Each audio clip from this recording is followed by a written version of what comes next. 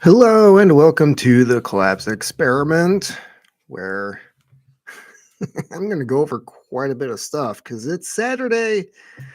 I don't have anything else to do. It's a very sad life, I guess. Maybe try to check the microphone here. Oh, okay. Think it's on the correct setting now. That sounds better. Okay.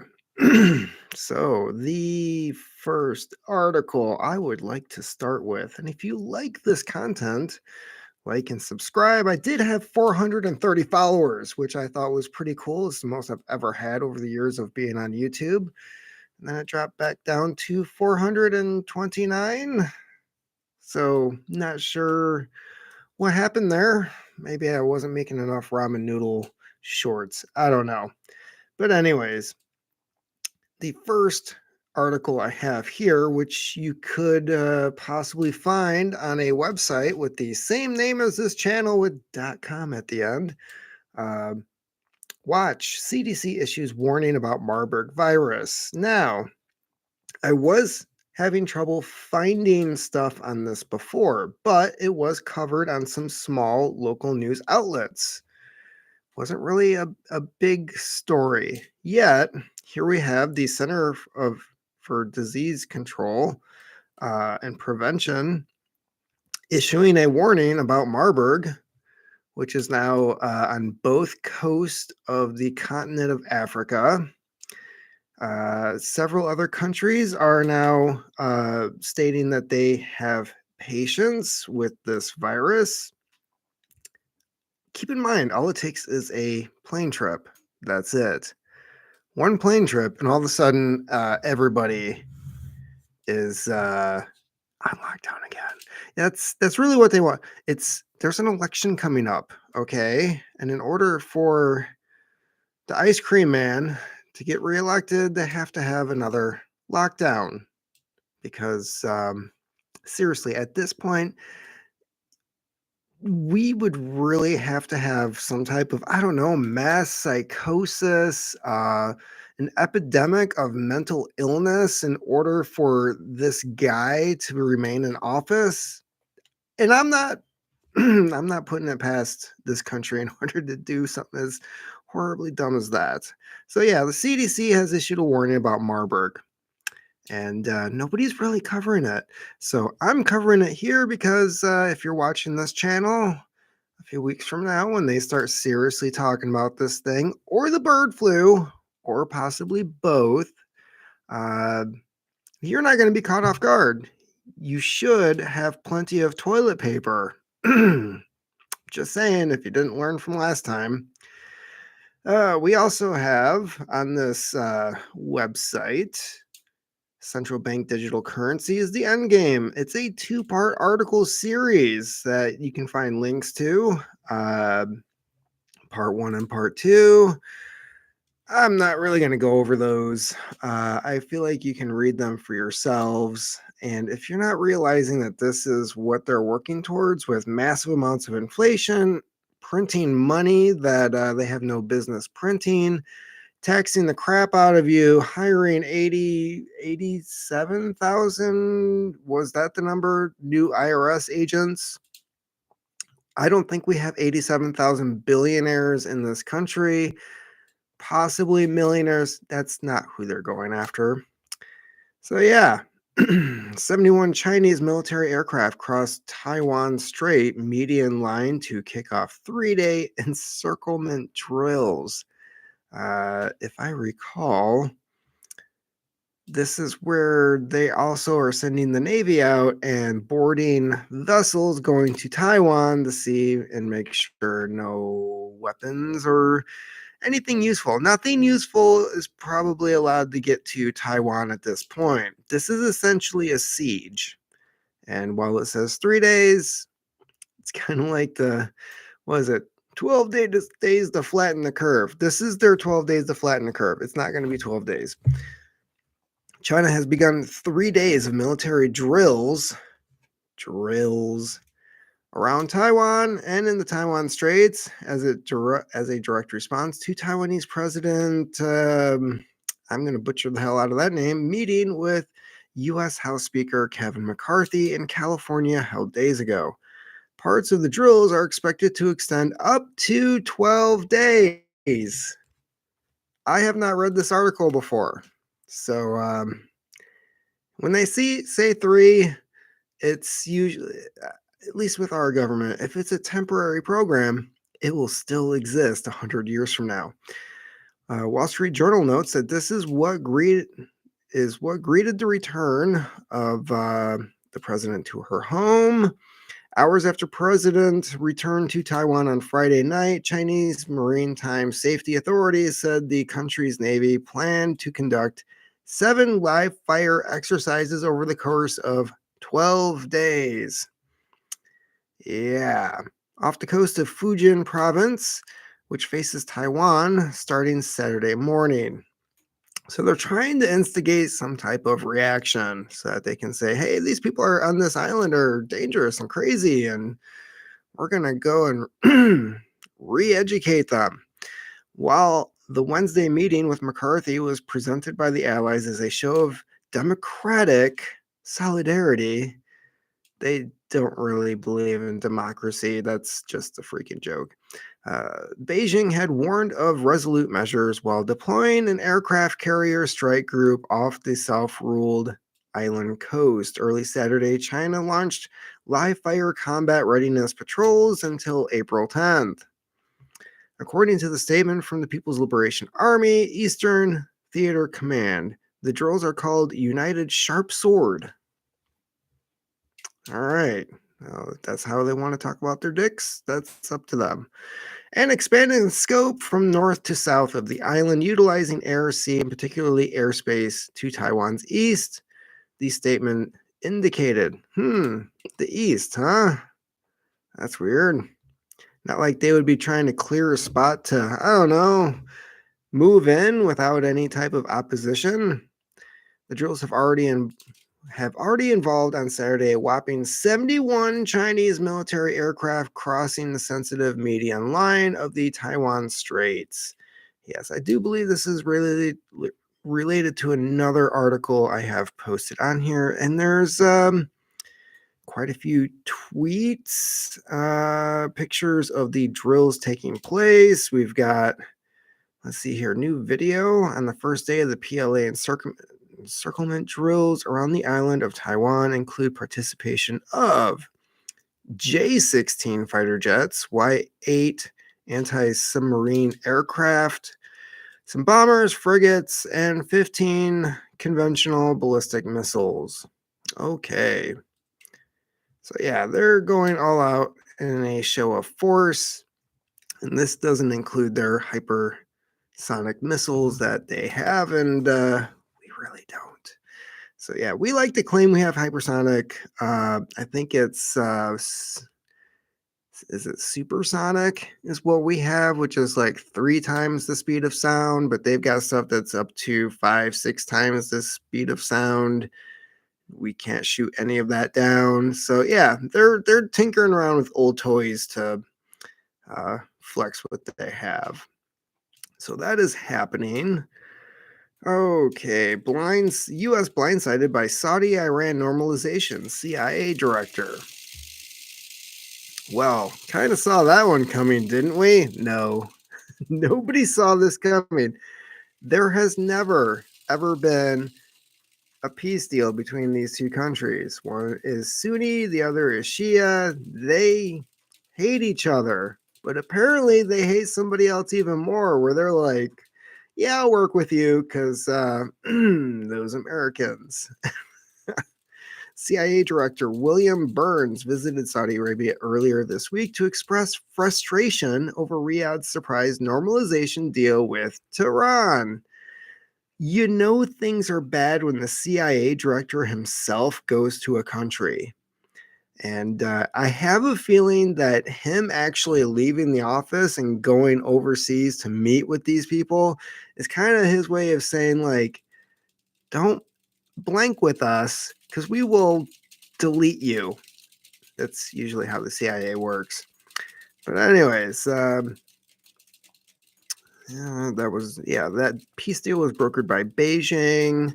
According to the journal, Burns told Crown Prince Mohammed bin Salman that the U.S. has felt blindsided by Riyadh's reapproachment uh, with Iran as well as Syria. Yeah, that whole war that's going on over there that we really shouldn't be involved in. Two nations under crippling U.S. economic sanctions. So, yeah, this is like, oh, how should I put this? If Saudi Arabia is a pimp and the U.S. has been the bottom hoe, there's another term for it, but I don't know if YouTube particularly cares for that. And then it's like, why is this other chick over here getting all the good jobs? Yeah, that's kind of what it is. Like, we've been the hoe for show for far too long, and our looks have gone to the wayside. Pimp got a new hoe.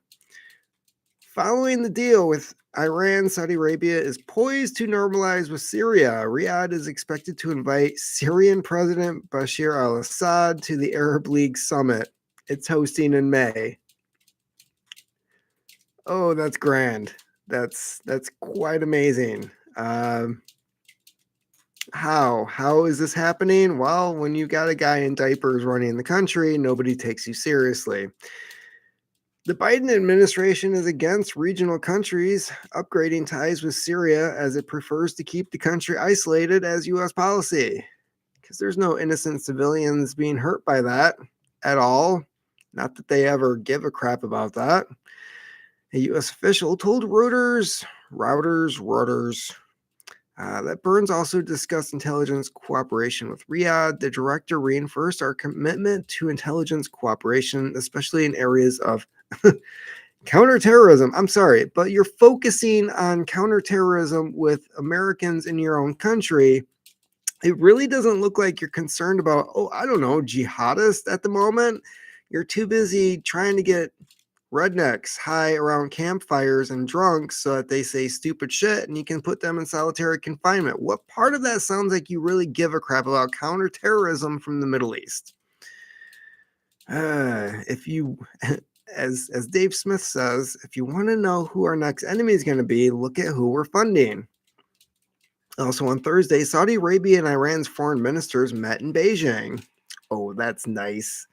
Marking the highest level meeting between the two countries since when they severed diplomatic ties in 2016. At the meeting, they agreed to reopen their embassies and work together towards forms of cooperation because China wants to profit from both of them and can't have your hoes fighting amongst each other. It causes chaos and they're less productive for you. I think China's the new pimp in town. At a press briefing, Chinese Foreign Ministry spokesman Mao Ning said Beijing was ready to continue mediating between the two sides, and that's pretty much it. Uh, CIA did not see that coming. Seriously. Perhaps if you stop spying on the American people and concentrated overseas like you're supposed to, this wouldn't be happening. You assholes. Clearview AI scraped billions of Facebook photos for facial recognition database. Yes, again, they're spying on you. I'm not sure who Clearview is, but we'll find out. Facial recognition firm Clearview has built a massive AI powered database of billions of pictures collected from social media platforms without obtaining users' consent. Because when you sign that stupid thing at the beginning of opening your account, anything you post on there becomes property of Facebook. Regardless of what stupid crap you post afterwards saying, like, I do not authorize Facebook to own any of my pictures.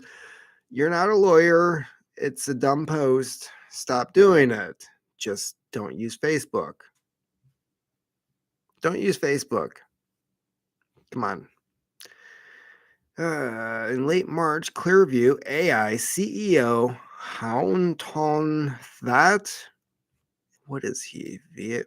Is he from Vietnam? I don't know. Told BBC in an interview that the company had obtained 30 billion photos without users' knowledge over the years, scraped mainly from social media platforms like Facebook. He said US law enforcement agencies use the database to identify criminals. So, all you morons that went to J6 and were posting stuff on Facebook, morons, stop being a moron. Don't do that. Think like a criminal, you jackasses. Ton that disputed claims that the photos were unlawfully collected. He told Business Insider in an email statement, Clearview AI database of publicity of publicly available images is lawfully collected just like any other search engine like Google. Yeah. So they can, I mean, you didn't privatize your account, right? You just let anybody have access to your stuff. They take that. I guess it's pretty much fair game, like if you're just out in public and somebody's roaming around with a camera. However, privacy advocates and social media companies have been highly critical of Clearview AI. So there's a couple quotes here. You can read that for yourself. The AI driven database has raised privacy concerns in the US to the point where Senator Jeff Merkley and Bernie Sanders attempted to block its use with a bill requiring Clearview and similar companies to obtain consent before scraping biometric data. Okay. In 2020, the American Civil Liberties Union sued Clearview AI, calling it a nightmare scenario for privacy. The ACLU managed to ban Clearview's AI products from being sold to private companies, but not the police. Okay. That's funny. So, what happens when a police officer's not on duty and says, "Hey, I'd like to buy some photos"? It's actually a reasonable question. And then he's like a informant to the police and then hands over the photos that he got privately because apparently you can products being sold to private companies but not the police. So yeah, again, they are spying on you. Stop giving your information out. I particularly like posting memes because they hate memes. Memes give them really nothing to work with. Watch legislators switch to GOP. Yeah, this happened. This was pretty funny. Legislature switched to GOP, says Democrats villainize anyone who has a free thought. Somebody's being red pilled. Yeah, so this woman here, North Carolina Democrat legislator, handed a decisive victory to the Republican Party Wednesday by defecting and ensuring a veto proof majority. So I wonder how badly they treated her because that seems to be their MO on the left is treating people like shit and then treating them more like shit after they leave their side because they're being treated like shit. It's not working well for them. Like they think they can bully and intimidate people to do what they say. And then when the person realizes, I don't have to do crap of what you say. Actually, I can go hang out with these people over here. Thank you very much. Then when they do it, it's like, oh crap, we just increased the other tribe's number. Who can we yell at next? Announcing the switch, Tricia Cotham declared that the modern day Democratic Party has become unrecognizable to me and others across the state. Okay, I mean, where was she for the last 3 years? Clearly, politicians have no base in reality and aren't seeing what their own party's doing. I wonder what happened. I will not be controlled by anyone. Oh, there it is. If you don't do exactly what the Democrats want you to do, they will try to bully you. Yes, they don't just have like one itinerary of what they want you to believe in. They want you to believe in all of it. So when you're like, I don't want some dude coming into my bathroom, you're like, bigot. And they're like, but I believe in all the other stuff. Bigot. Yeah, that's what happens. And then, if you stick to your guns, you get kicked out of the club and I don't know, you find somewhere else to play. They will try to cast you aside, she further proclaimed, adding, they have pushed me out. Yeah, welcome. Uh, the party wants to villainize anyone who has a free thought. Yep, not not allowed. Free judgment, has solutions and wants to get to work to better our state. How dare you? We create problems and then we offer the solutions. That's how the Democratic Party works. They destroy everything and then they offer a way of building it back better, build back better. Does that sound familiar? What are they building back? Because I don't remember everything being destroyed until, I don't know, they destroyed it. Cotham expressed a desire to really work with individuals to get things done because that is what real public servants do. Can she do a class for Congress on what all of this stuff means? Because I don't think they understand what the hell their job is. I don't know who taught this woman, but I want to thank them.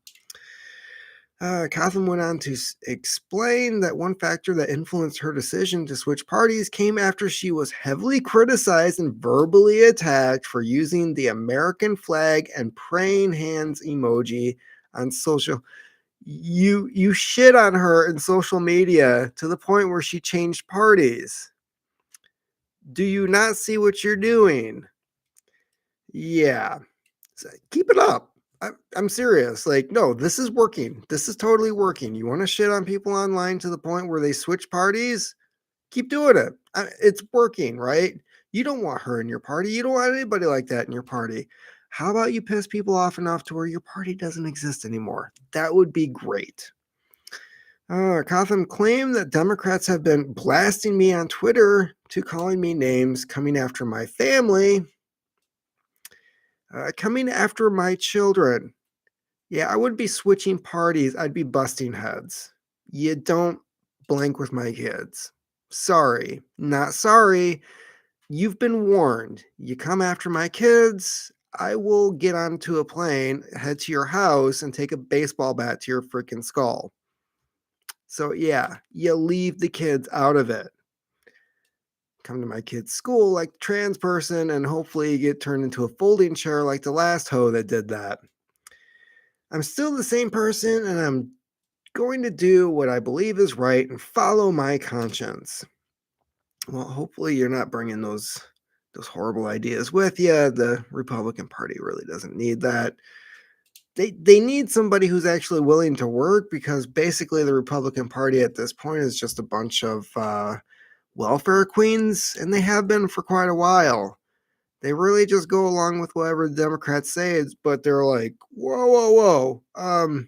Could you take some of this stuff out? Then we'll go along with it, which is complete BS.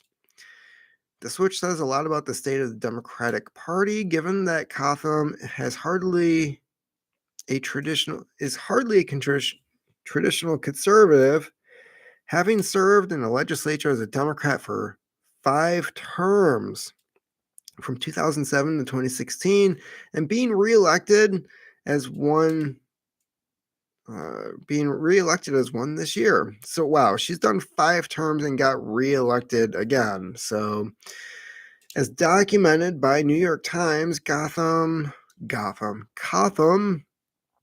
campaigned on a platform to raise the minimum wage, protecting voting rights, and bolstering alphabet rights. I can't keep up with all the letters they keep adding to this thing. She also once took on the floor of the South Carolina House and announced that she had previously had a termination of said fetal matter. Yeah, okay, that's really something to brag about. Calling it a deeply personal decision, then why are you talking about it? Seriously, personal decisions you keep to yourself, right? And then you go onto the state floor and you're like, hey, I had one of these things, but it was a very personal decision. Okay, I'm starting to like this chick less. Uh, now Gotham has indicated that she is open to supporting new restrictions on that thing. Well, I mean, that's quite the turn. Perhaps you shouldn't be pissing these people off on the internet. In a statement, GOP chair Michael Watley said this announcement continues to reflect that the Democratic Party is too radical for North Carolina. Okay, it's North Carolina. Like, how radical can you get in North Carolina?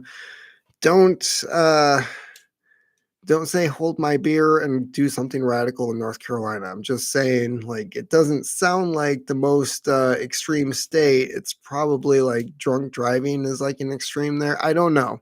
I don't know North Carolina. It's one of the Carolinas.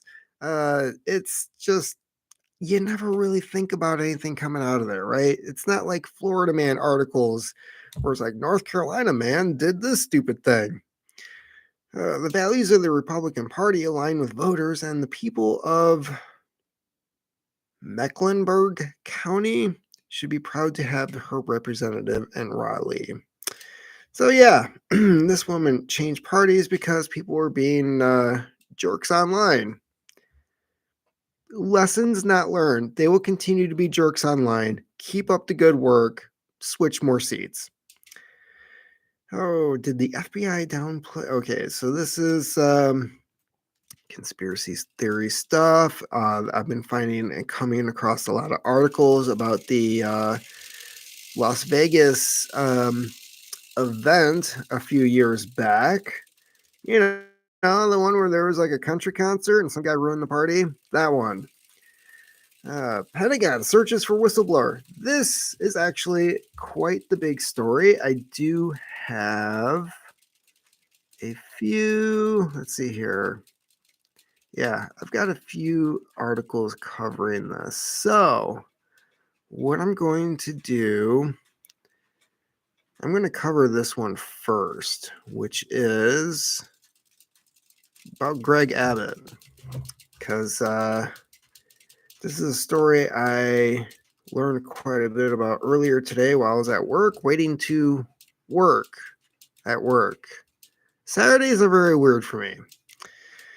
I'm working as swiftly as Texas law allows. Governor Abbott responds to Soros DA sandbagging and self-defense shooting. This is a horrible case. This goes back to 2020. There was a lot of things like this that happened. Perhaps you may remember this one in particular. Texas Governor Greg Abbott has responded to calls to pardon Army Sergeant Daniel Perry, who was convicted of murder on Friday in a self-defense shooting, July of 2020. How you get convicted of murder while defending yourself or the life of somebody else, but in this case, he was defending his own life, as one should be able to do when somebody decides to do something stupid towards you.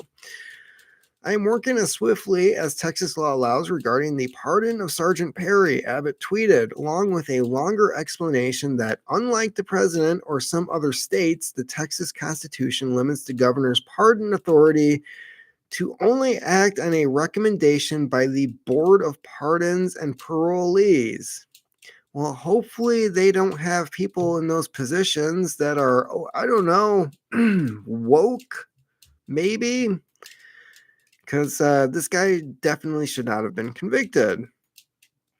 Texas law does allow the governor to request the Board of Pardons and Parolees to determine if a person should be granted a pardon. I have made the request and instructed the board to expedite its review.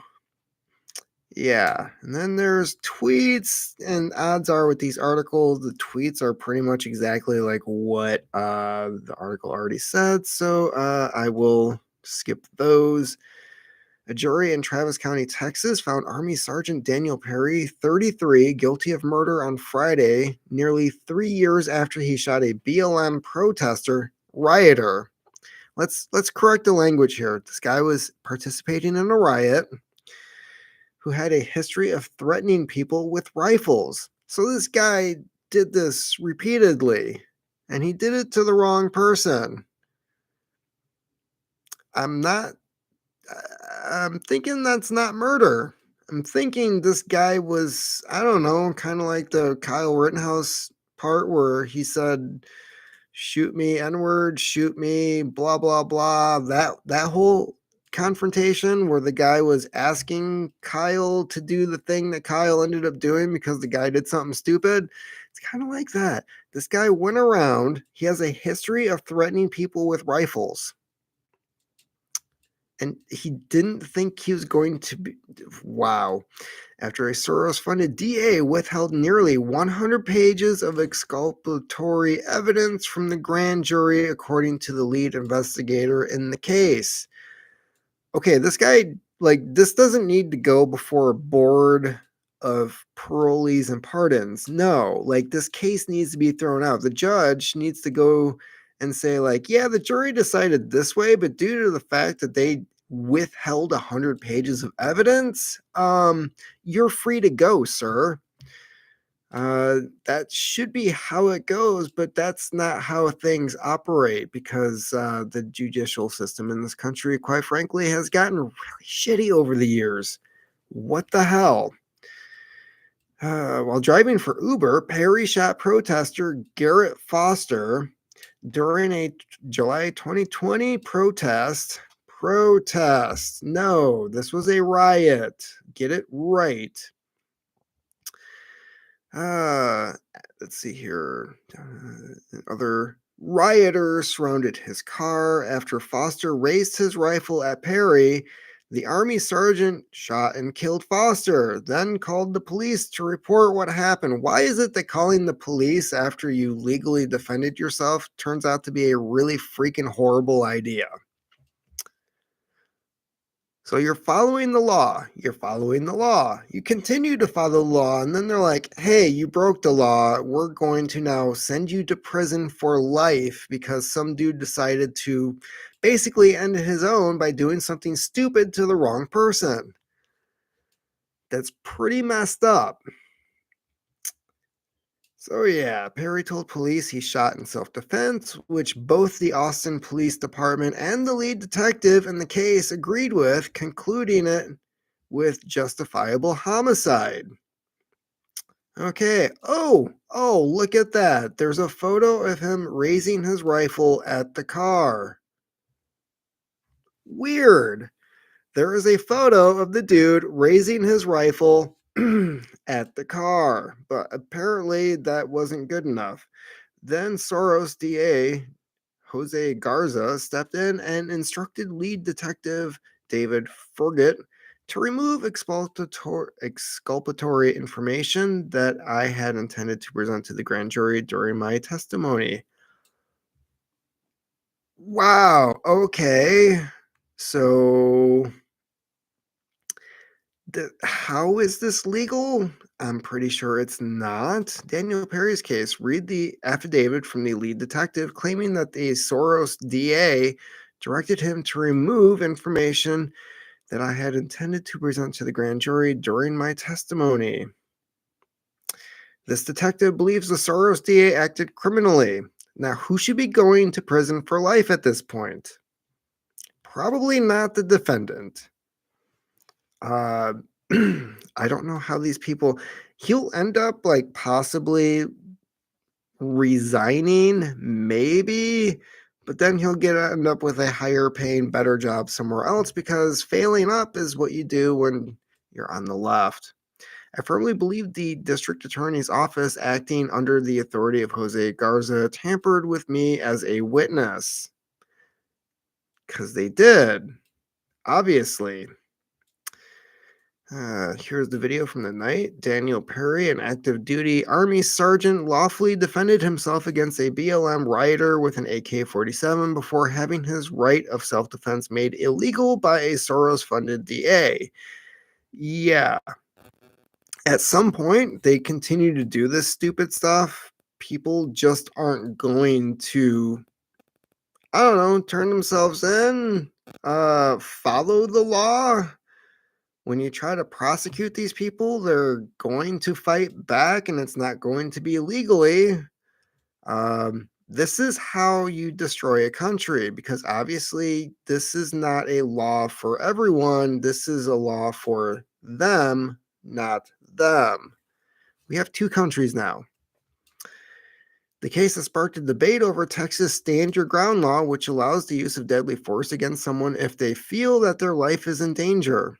Yeah, he's in a car wearing a t-shirt, shorts, and flip-flops while working as a Uber driver.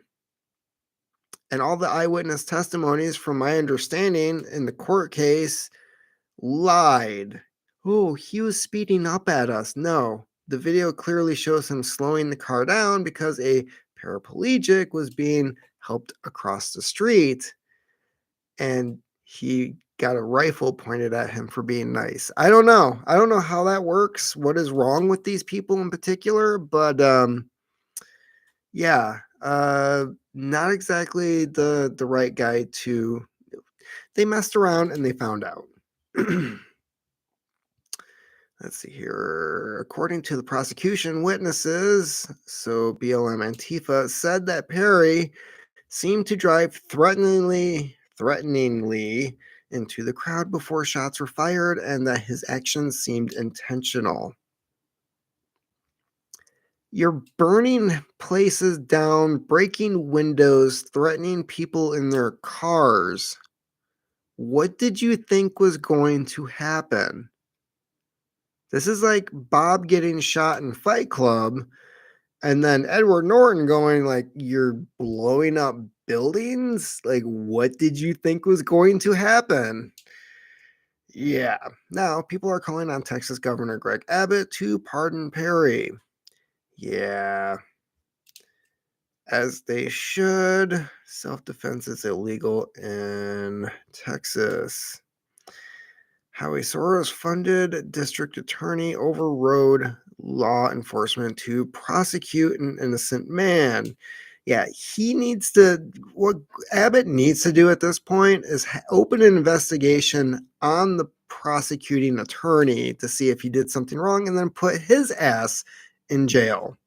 That's what needs to happen so that these other douchebags in other states that are doing the type of crap, they'll know not to mess around and find out because this crap needs to stop.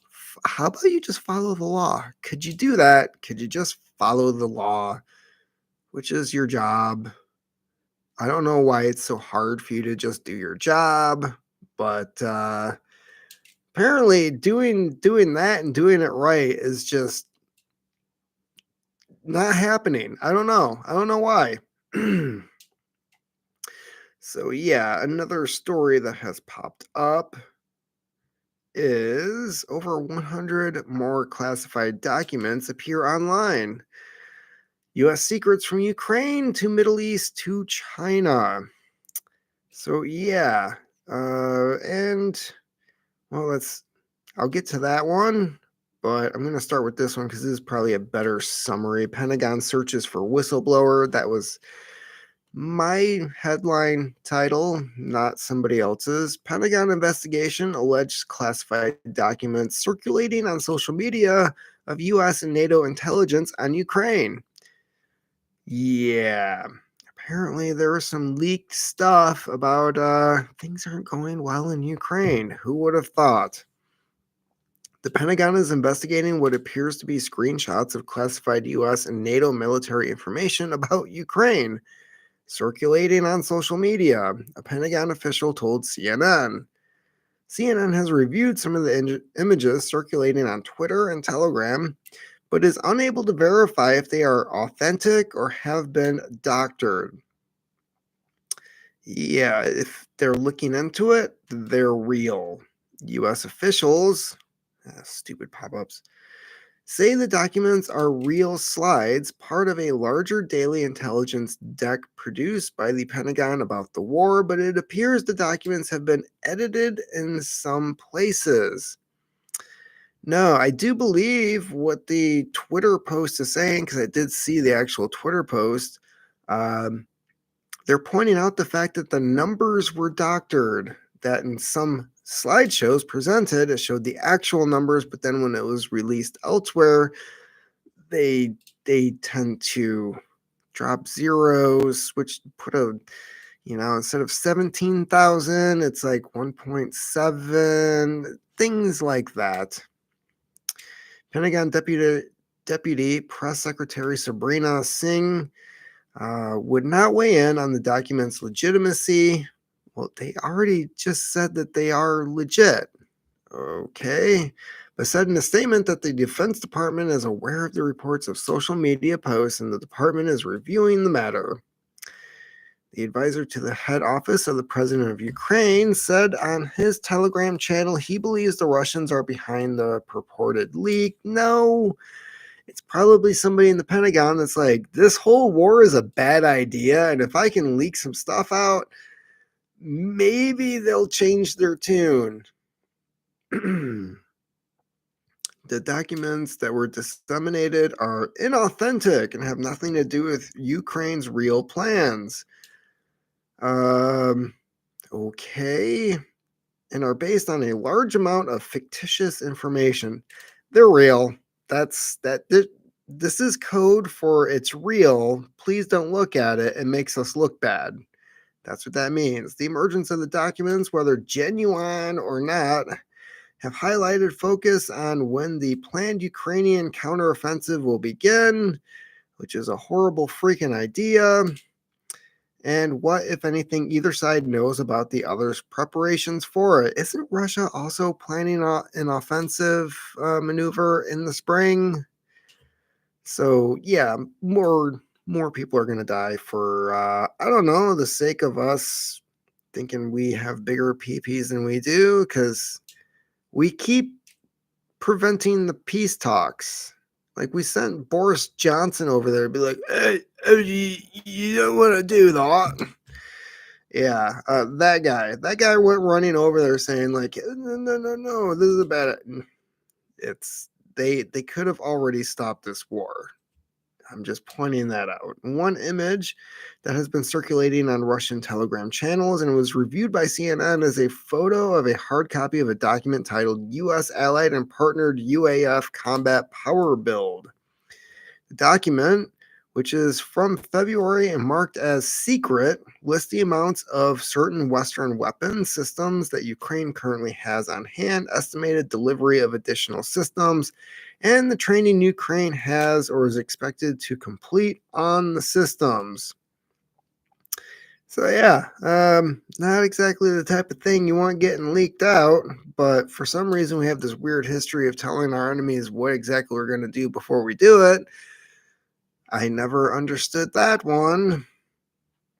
Another document is titled Russia-Ukraine Joint Staff Daily Update and is listed as secret, refers to the Operations Directorate of the U.S. Military Joint Staff, logistics and engineering, strategies, plans, and policy recommendations.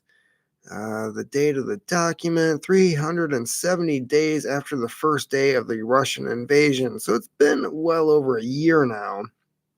The third document is a map listed as top secret that shows the status of the conflict as of March 1st. The map shows Russian and Ukraine battalion locations and sizes, as well as total assessed losses on both sides. And those are some of the numbers that changed in some of these photos, because Ukraine's numbers are a lot higher than what they're reporting, and Russia hasn't lost as many people as they're reporting. You can find some of those posts on Twitter if you're really curious about it. But yeah, they kind of zoom in and they're like, hey, in this one, the original, it says this. And you look over here and it says this. And yeah.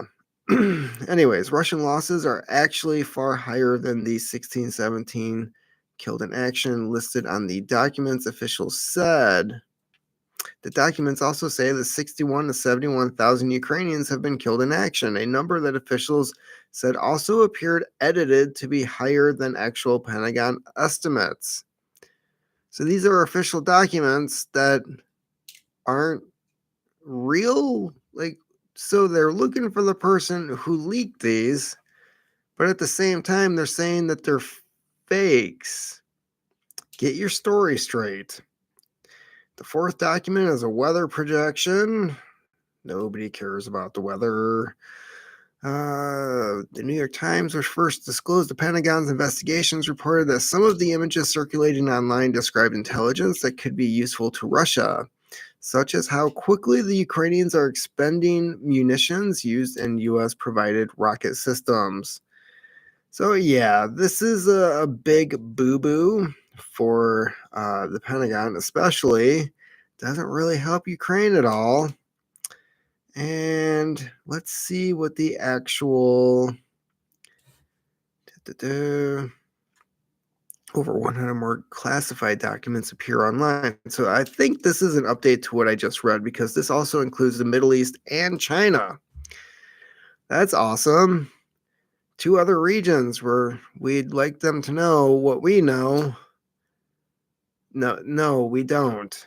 The more expanded document dump and leak of highly classified materials is being reported in the wake of the initial disclosure that memos related to U.S. strategy in Ukraine appeared online, including material marked top secret.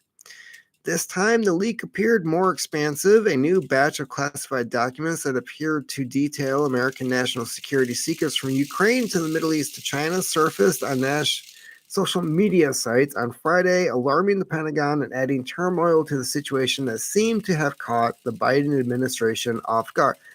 I'm hearing that a lot. The CIA was caught off guard about the Saudi-Iran peace deal. The Biden administration is caught off guard that somebody in the Pentagon would say, this war is a horrible freaking idea. I'm going to leak some stuff about it. The scale of the leak, analysts say more than 100 documents may have been obtained, along with the sensitivity of the documents themselves, could be hugely damaging, U.S. officials said. The report continues. One senior intelligence officer was quoted in a report as saying the leak is a nightmare for the Five Eyes, in reference to the intelligence sharing nations of the US, UK, Canada, Australia, and New Zealand. Wow. I seem to remember a lot of those had like really horrible lockdowns. Like the Ukraine war plans earlier reported on by the Times, some of these latest documents appeared on Twitter and other social media platforms, and they include reports labeled with one of the highest classification ratings of secret no form. No foreign? No foreign. I don't know what that is referring to, which means that they are sensitive enough to not be shared with even foreign allies. Wow.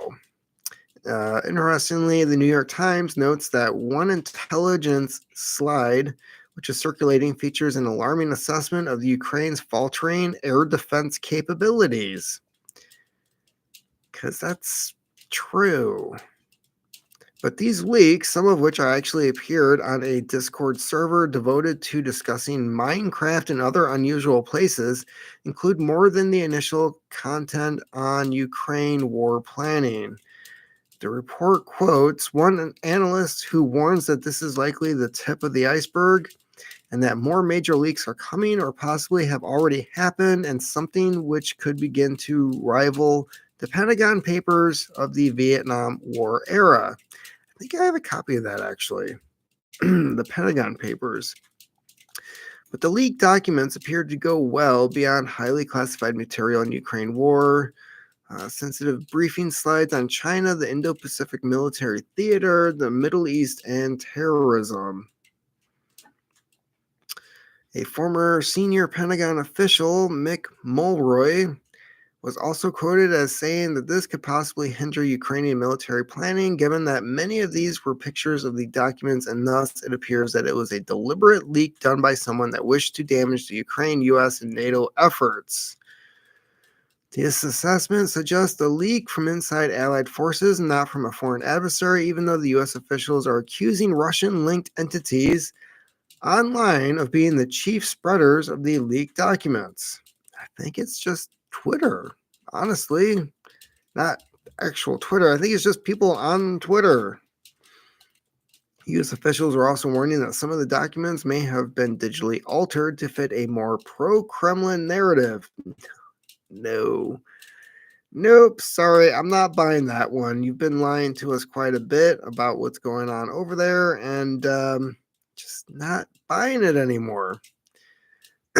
So, the last thing it looks like I'll be covering, I've seen people coming in and out. I've got one thumbs up, so that's pretty cool. No questions so far in the chat, but yeah, I found this interesting piece here. Baseless Oklahoma City bombing conspiracy theory. So this is actually from 2019. It's so what, 5 years old now? Four or five. So from somebody named Spencer. We're gonna go with Spencer. That's the last name. So the quick take: a viral meme has revived an old baseless conspiracy theory claiming that Hillary Clinton is linked to the Oklahoma City bombing. Last time I checked, she was linked to the Oklahoma City bombing. But let's see what she has to say.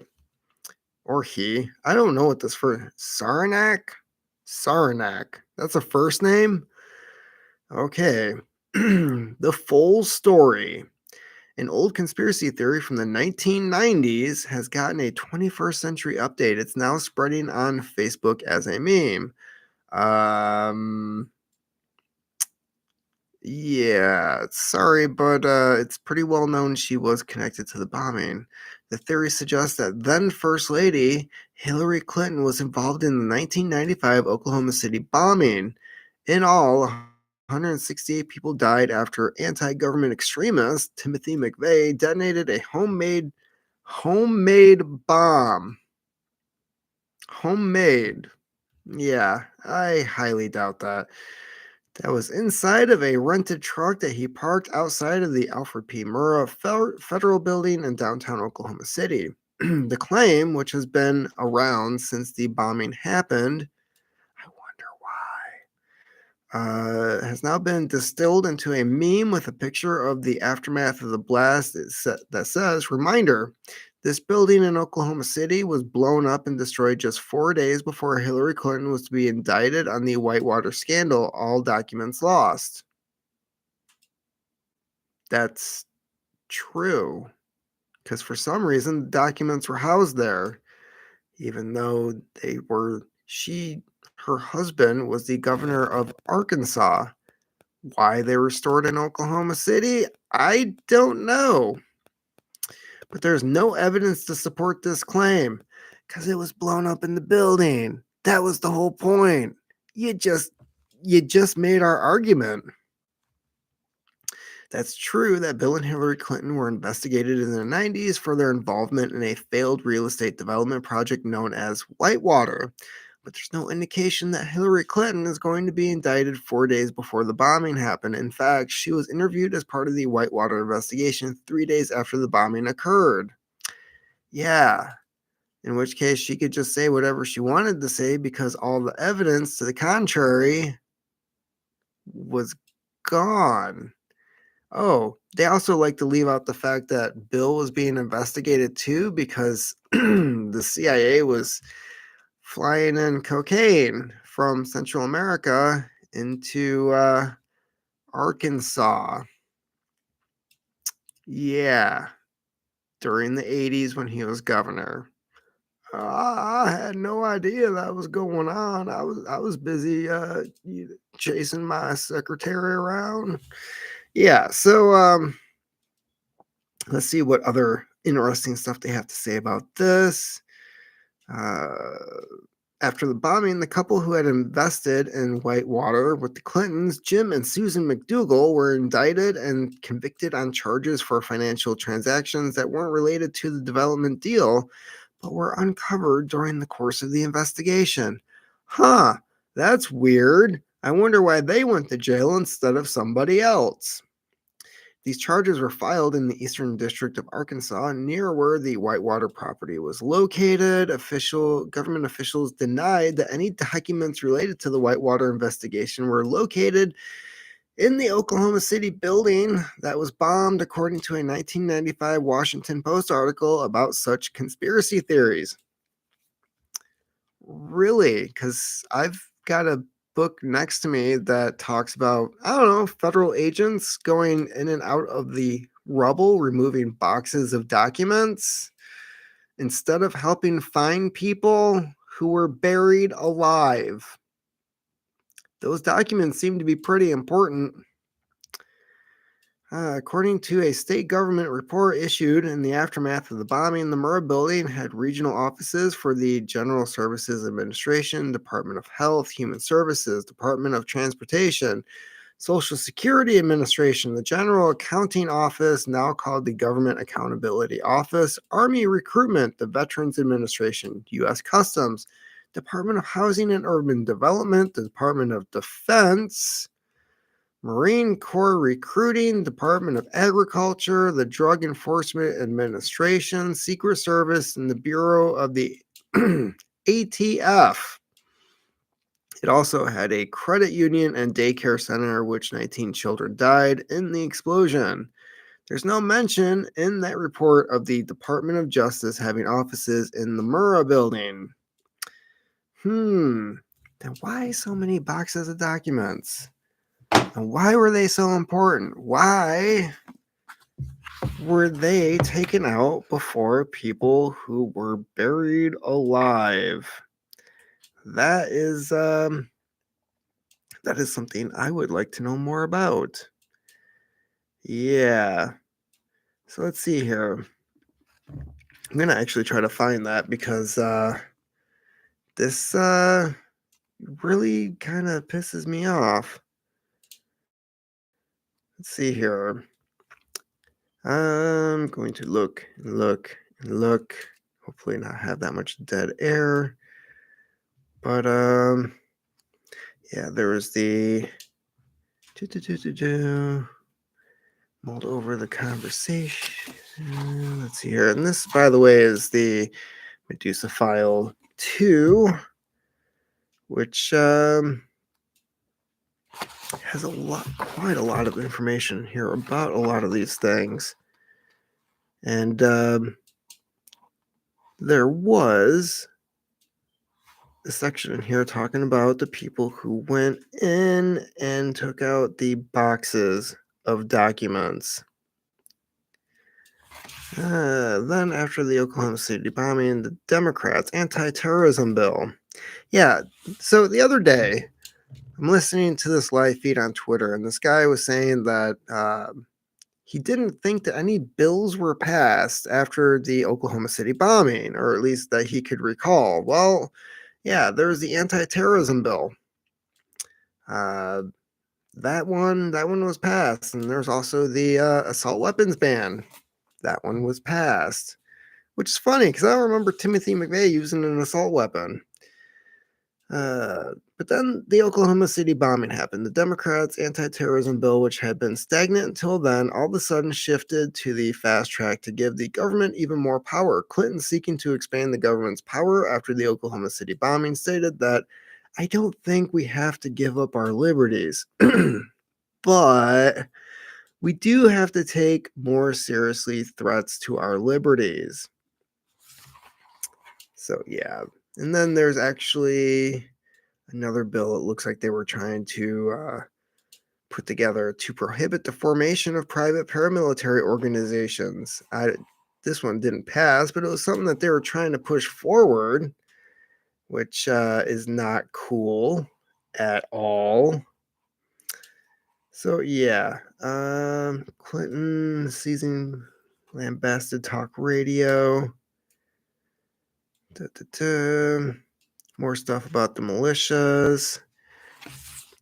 In case of the Oklahoma City bombing, the Anti-Terrorism and Effective Death Penalty Act in Congress was stalled, and then the Violent Crime Control and Law Enforcement Act of 1994, sometimes referred to as the Omnibus Crime Control Act, was a huge bill and had just passed and became public law.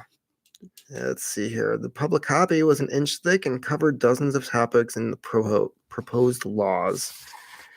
So, yeah, I'm probably not going to be able to find that that section about the stuff coming out. If I do, I'll mark it and I'll talk about it in a future video. But yeah, witnesses saw the Oklahoma bomb disposal. Da, da, da, da. But yeah, it's oh, probably never know exactly who or how many got out of the Ryder truck with the explosive inside or any other videotape activity that morning because the FBI confiscated all the surveillance videotapes in the area. They not only removed the cameras, they patched up the holes where the mounts were. Then, within a day or two, they even pulled out the wiring from the walls to remove all traces that video cameras even existed. Those spots were then painted over. Why would they do this, and exactly who ordered it? Okay. So, yeah. Don't know. But, anyways, so is there links to Hillary Clinton with the Oklahoma City bombing? Yes. And isn't it funny that Joe Biden, with his omnibus crime bill, is currently the president? Oh, and it was the predecessor of the Patriot Act. It's weird how these bills get passed, like right after a huge terrorist event, where people are just like, yes, please take away some of our liberties because this is weird. It's freaking me out, man. Yeah. So, anyways, that is about it for this feed. It's been going on for about an hour now. Doesn't seem to be anybody in the chat. So, anyways, if you want me to do this again sometime, let me know. In the meantime, keep on typing.